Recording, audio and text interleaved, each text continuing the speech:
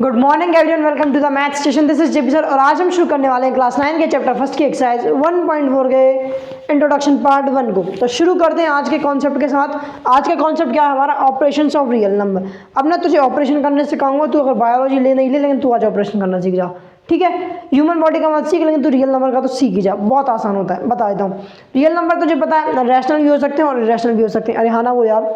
तो ऑपरेशन का मतलब क्या? Plus minus into divide. जब दो रियल नंबर को तू प्लस से अब करे, माइनस करे, इंटू करे, डिवाइड करे, उस करने को ही, उससे प्लस माइनस इंटू डिवाइड करने को ही हम बोलते हैं ऑपरेशन। क्या बोलते हैं यार?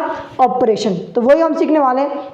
बचपन से तू एक चीज़ सीखता आया है कि अगर मैं एक रैशनल नंबर को प्लस करूं, माइनस करूं, मल्टीप्लाई करूं या डिवाइड करूं किसी दूसरे रैशनल नंबर से, तो जो तुझे रिजल्ट मिलता है ना वो रैशनल मिलता है। फॉर एग्जांपल, एक एग्जांपल देखे यहाँ पे फटाफट से।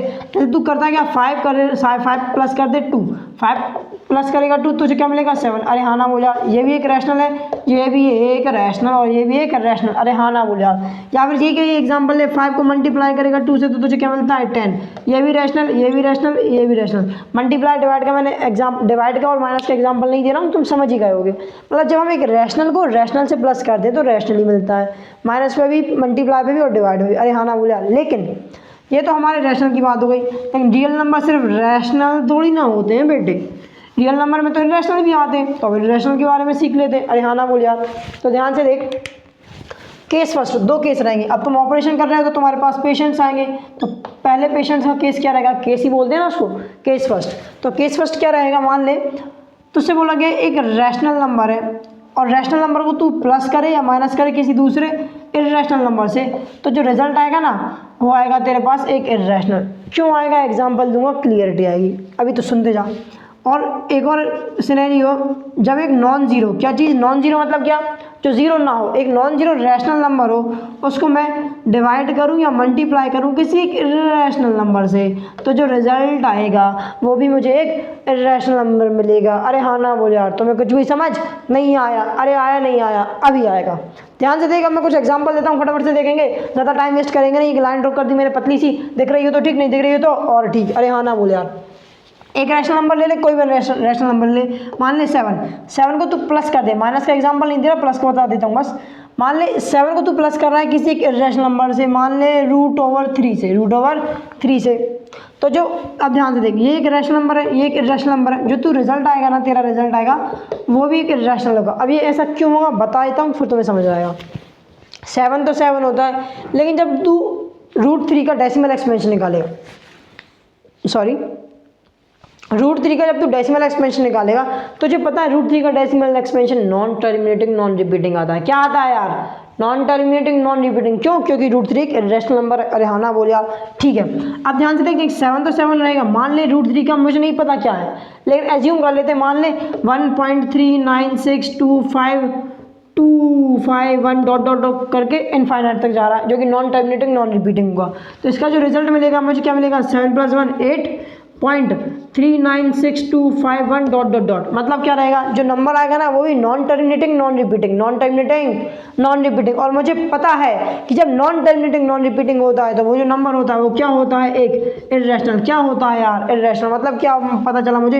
एक रैशनल को इरेशनल से प्लस करने पे मुझे क्या मिला? एक इरेशनल नंबर। क्या मिला यार? एक इरेशनल। तो ध्यान से देख, जब ये डेसिमल के फॉर्म में होता है तब हम इसे ऐसे प्लस कर देते हैं, साथ में लिख देते हैं। लेकिन जब ऐसा लेकर रहता है ना 7 + √3 रूट के फॉर्म में हो, तो हम क्या करते हैं? इनको प्लस नहीं करते, वैसे क्या वैसा लिखा रहने देते हैं। 7 + √3 लिखा रहने देते हैं। क्यों लिखा रहने देते हैं? उसका कोई रीज़न नहीं है, बस हमारी कैलकुलेशन आसान हो जाती है, ठीक है। इसलिए हम उसको पहले कन्वर्ट करो, फिर उसको क्या करें? प्लस करें, तो वो झंझट ही है, इसलिए हम डायरेक्ट ऐसे ही लिखा रहने देते हैं। तो ध्यान से देख, 7 एक रैशनल था, ये एक रैशनल था। जब इन दोनों को प्लस किया तो ये एक पर्टिकुलर नंबर बन गया, पूरा का पूरा पर्टिकुलर 7 + 1 अब एक नंबर बन चुका, तो ये भी एक रैशनल होगा। अरे हाँ ना बोले। तो केस सिनेरियो फर्स्ट तुझे समझ आ गया होगा। प्लस करें या माइनस में भी यही केस रहेगा, ठीक है ठीक है ठीक है। अब कर लेते हैं मल्टीप्लाई की बात। अब ध्यान से देखना, एक नॉन जीरो मतलब जीरो नहीं हो, मैं मल्टीप्लाई का बता दूंगा, डिवाइड का भी वही रहता है, ठीक है।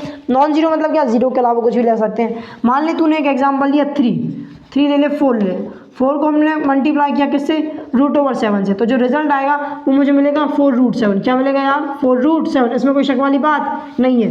अब यदि तू ध्यान से देखे, इसको हटाता हूँ, ठीक है।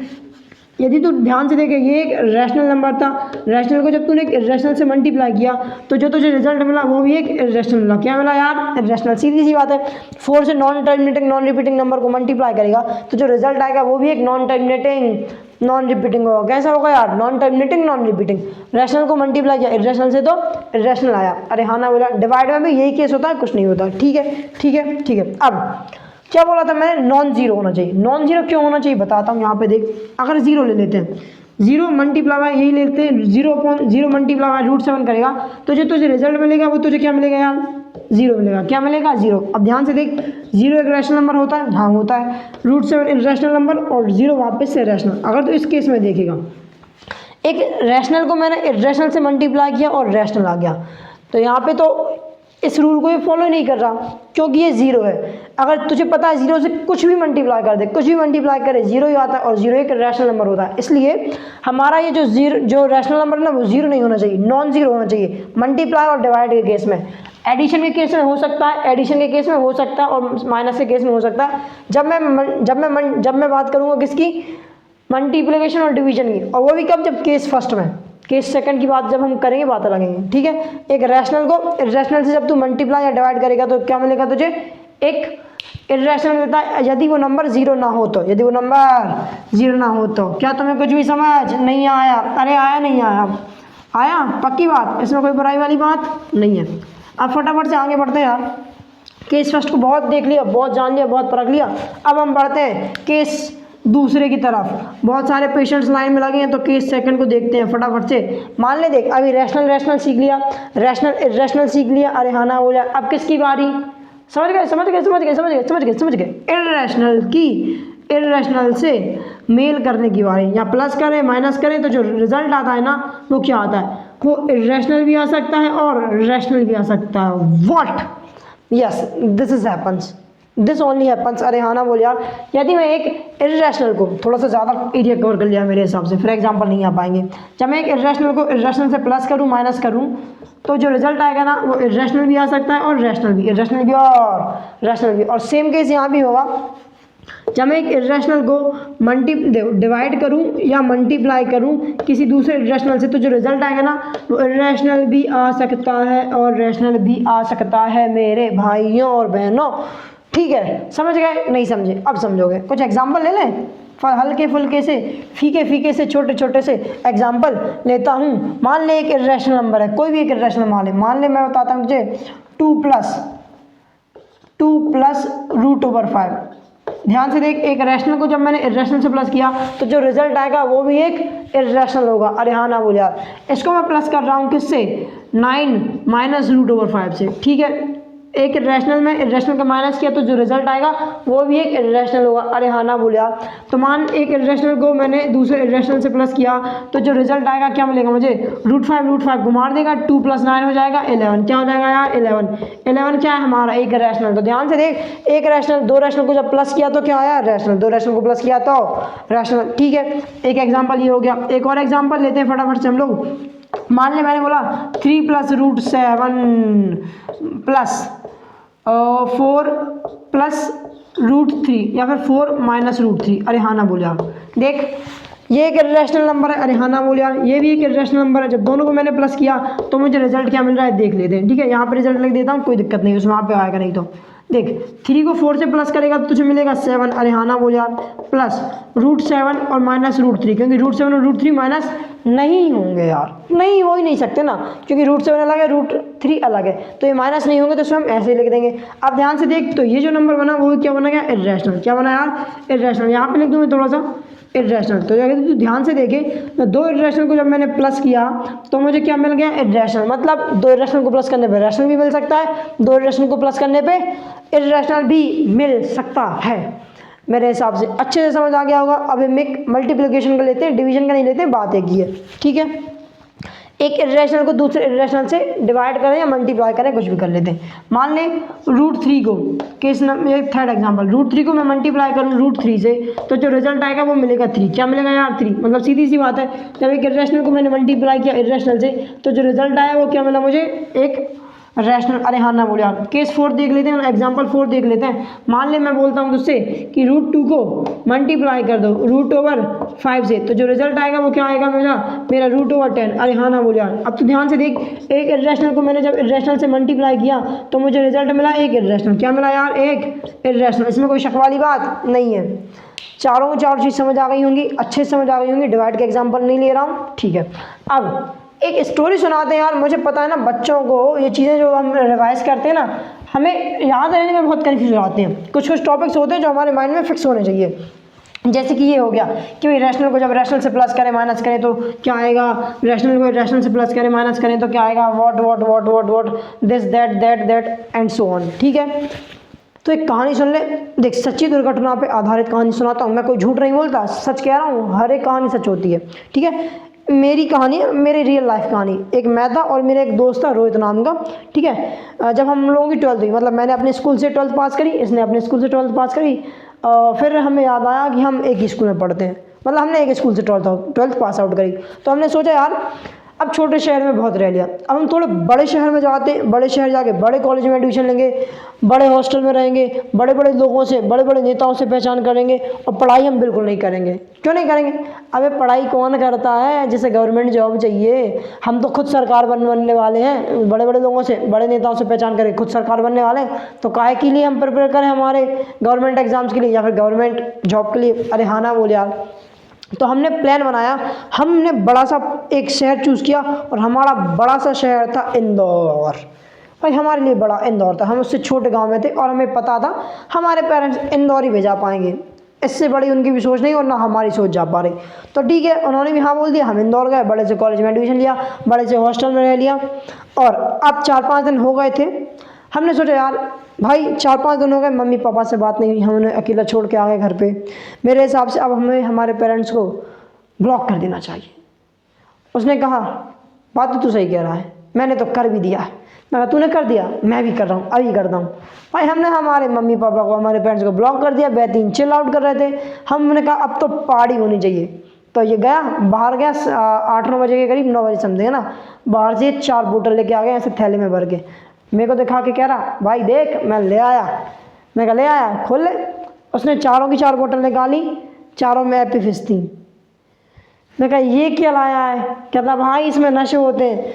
मैं कहा यार कौन बताता है तुम्हें ये सब चीज़ें कि एपी फिज में नशे होते हैं?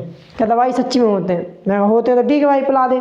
2 एपी फिज मैंने पी, 2 एपी फिज उसने पी, हमें नशे शुरू हो गए थे। तो जैसे ये 11 साढ़े 11 के करीब हमने नशे करके बैठे। हम ना हॉस्टल में 3 लोग रहते थे, पूरे हॉस्टल में, हमारे रूम में एक और रहता था, एक और लड़का था हमारे साथ, हम दोनों, और एक और लड़का था, उससे हम बात नहीं करते थे क्योंकि वो हमसे भी बात नहीं करता था। वो पढ़ता था, हम नहीं पढ़ते थे, वो अपना करता था, हम अपना करते थे, हमारा अच्छा चल रहा था, ठीक है। तो रात के 11:30 बजे हम जब बढ़िया बढ़िया भंड हो गए थे अच्छे से, तो हमें याद आया, अरे यार मुझे याद आया, तू मूंगफली तो लेके नहीं आया, तू पीनट्स तो लेके ही नहीं आया। करा शिट यार मैं नहीं लाया। कहता रुक रुक रुक रुक रुक, एक आइडिया है। तो ये क्या करा, वो 10:30 बजे समथिंग सो जाता था बेचारा, अच्छा बचता था, पढ़ता था, सो जाता था। तो ये गया, उसका एक कवर्ड था, हमें तीनों को एक एक कवर्ड अलॉट हुआ था। उसने कवर्ड खोला, उसने एक बर्नी निकाली, जो अचार भरने की बर्नी होती ना, उसको निकाला, मेरे पास ला के दिया। मैंने देखा, पढ़ा, उसमें लिखा था पीनट बटर। कह ले भाई हो गई जुगाड़, अब इसके हम पीनट निकालेंगे, सुबह बटर इसको वापस कर देंगे। अरे हाँ ना बोला। मैं कहा बिल्कुल सही बात है भाई। हमने पीनट निकाले, कम से कम उसमें 2.5 से 3 घंटे निकल गए, पीनट निकालते खाते। अब 2.5-3 घंटे बाद इसको पता नहीं क्या हुआ, इसने एकदम से अपना फ़ोन निकाला, इंस्टाग्राम खोला, इंस्टाग्राम पे PM नरेंद्र मोदी को मैसेज करने लगा। मैं कहा क्यों भाई क्या कर रहा है? कहता भाई तू याद नहीं है, हमने एक और वादा याद किया था इंदौर आने से पहले कि हम बड़े बड़े लोगों से पहचान भी करेंगे, तो वही कर रहा हूँ। मैं कहा पहचान हो जाएगी इससे तेरी? कहता सुन भाई, अगर मैं मैसेज नहीं करूँ तो गारंटीड पहचान नहीं होने वाली, या फिर जान पहचान नहीं होने वाली, लेकिन मैं मैसेज करूँ और गलती से उसने देख लिया तो शायद कुछ हो सकता है। मैं कहा वो ब्रदर क्या तो सोचता है तू, कर। तो उसने क्या किया, मैसेज लिखा, ठीक है। रोहित ने PM को DM किया इंस्टाग्राम पे, बोला India is the best country, हमारा नेता कैसा हो, हमारा PM कैसा हो, नरेंद्र मोदी जैसा हो। मैं कहा वाह यार भाई क्या तो लाइन लिखी। फिर मैंने सोचा यार थोड़ी देर बाद, अगर हमारी कांग्रेस वालों से लड़ाई हो गई तब तो ठीक है, और बीजेपी वालों से लड़ाई हो गई फिर कौन बचाएगा? कहता यार ये तो मैंने सोचा ही नहीं। मैं कह रुको भाई, अभी मेरी बारी बाकी है। मैंने अपना फ़ोन निकाला, इंस्टाग्राम खोला, इंस्टाग्राम पे डाला इंदिरा गांधी। मैं भी देख रहा हूँ, ये भी देख रहा है। हम दोनों को माइंड में कभी नहीं आया कि इंदिरा गांधी इंस्टाग्राम पे कैसे हो सकती है जब वो इस दुनिया में नहीं है। हमने सर्च किया, हमें मिल गई। हमने फ़ोटो पे क्लिक किया, मतलब हमने हमारी वो थी ना आईडी, इस पर क्लिक किया। हमने कहा यार इंदिरा गांधी के बहुत कम फॉलोवर्स हैं। ये कहता अरे भाई वो पुराने ज़माने की लेडी, ट्विटर ज़्यादा चलाती होगी, इंस्टाग्राम कभी कभी चलाती होगी। मैं कहा हाँ भाई, लेकिन मैसेज का रिप्लाई तो कर लेगी ना, देख तो लेगी। कहता अरे भाई बिल्कुल बिल्कुल कर दे देख लेगी। मैंने इंदिरा गांधी को, मतलब हमारी ओल्ड पीएम को डीएम किया इंस्टाग्राम पे, बोला India is a best country, हमारा नेता कैसा हो? राहुल गांधी जैसा हो। मैं कहा भाई अब तो राहुल गांधी आएगा, और कौन आएगा? बेचारी उनसे थोड़ी बनेगा, बूढ़ी हो गई वो तो। मैं कहा ठीक है भाई। अब ये मैसेज करके ना हम लोगों को कॉन्फिडेंस आ गया। अगले दिन हम सुबह उठे 4 बजे, रात को सोए थे, अगले दिन हम सुबह उठे 9-10 बजे। हमने कहा अब हम कॉलेज जाएंगे। हम दोनों जा रहे हैं कॉलेज, बढ़िया चौड़ से बढ़िया। हमने कहा यार अब तो पहचान हो ही जाएगी, मैसेज हो गया और हो ही जाएगी पहचान।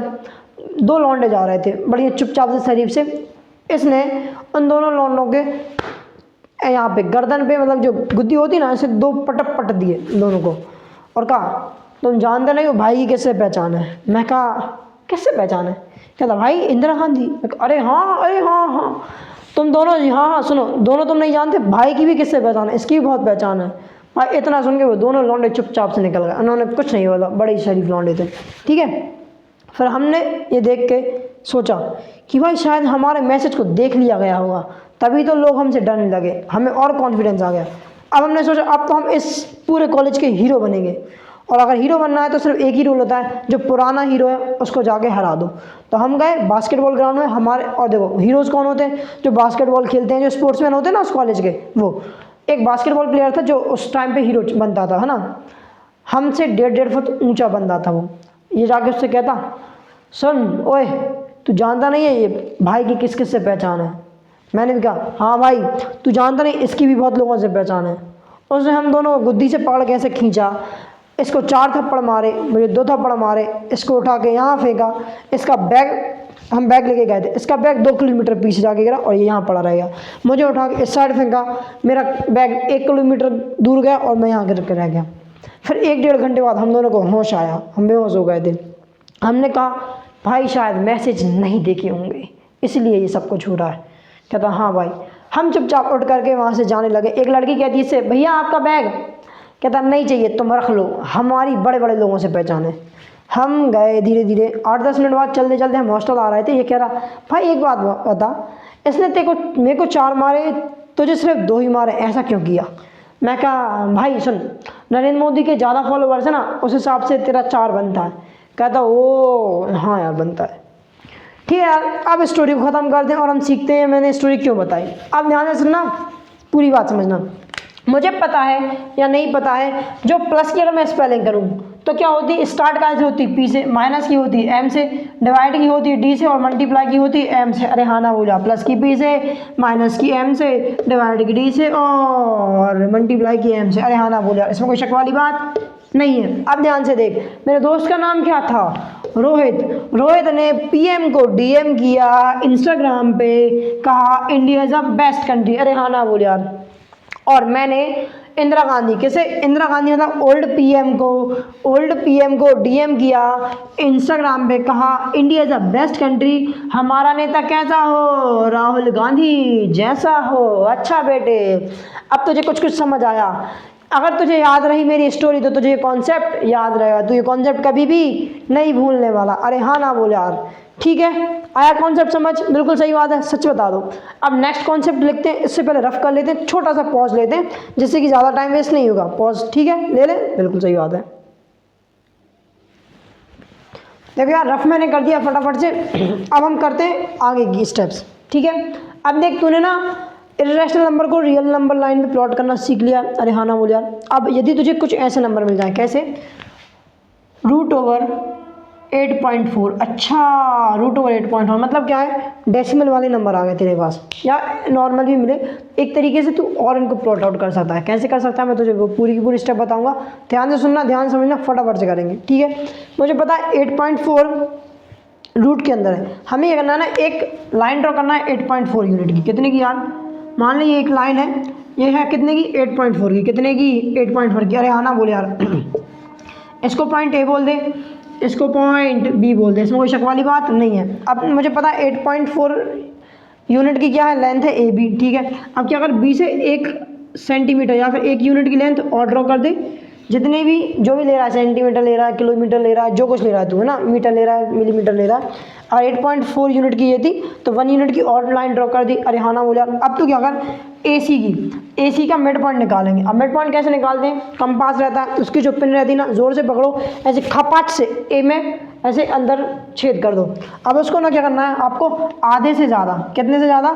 आधे से ज़्यादा खोलना है कंपास को, पेंसिल को, और ऐसे यहाँ पे एक आर्क ड्रॉ कर दोगे, और वैसे की वैसे आर्क एक यहाँ ड्रॉ कर दोगे। सेम इस साइड करोगे, एक आर्क यहाँ ड्रॉ कर दोगे, एक आर्क यहाँ ड्रॉ कर दोगे। देखो मेरा थोड़ा सा आया नहीं प्रॉपर, तुम्हारा प्रॉपर आ जाएगा, ठीक है।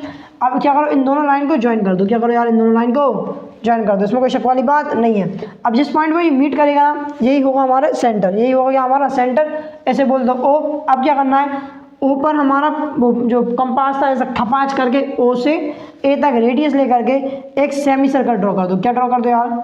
एक सेमी सर्कल ड्रॉ कर दो। देखो ओ ए और ओ सी सेम ही रेडियस के होंगे, सीधी सी बात है, क्योंकि हमने ओ सी का ही तो मिड पॉइंट निकाला था। अरे हाँ ना बोल यार। अब क्या करना है, बी से एक परपेंडिकुलर लाइन ड्रॉ करना है जो कि हमारे सेमी सर्कल को कट करेगी। इस सेमी सर्कल यहाँ इस पॉइंट को बोल दो डी। अब ये जो लेंथ होगी ना बी डी लेंथ होगी 8.4 यूनिट की। कितने की यार? 8.4 यूनिट की बी डी लेंथ होगी, ठीक है। अब क्या करेंगे, हम करेंगे बी सी को एक्सटेंड। बी सी को एक्सटेंड करोगे, अब वापस से कंपास लो, खपाच करके बी पे गड़ा दो, और यहाँ से लेंथ मेजर करो, और यहाँ से क्या करना है, हमने को एक आर्क ड्रॉ करना है जो कि हमारे रियल नंबर लाइन को कट करेगी। रियल नंबर लाइन को कट करेगी। इस पॉइंट को बोल दो पॉइंट ई। जो ये पॉइंट ई रहेगा ना, वो होगा हमारा रूट 8.4। क्या रहेगा? रूट 8.4। अरे हाँ ना बोल यार, इसमें कोई शक वाली बात नहीं है।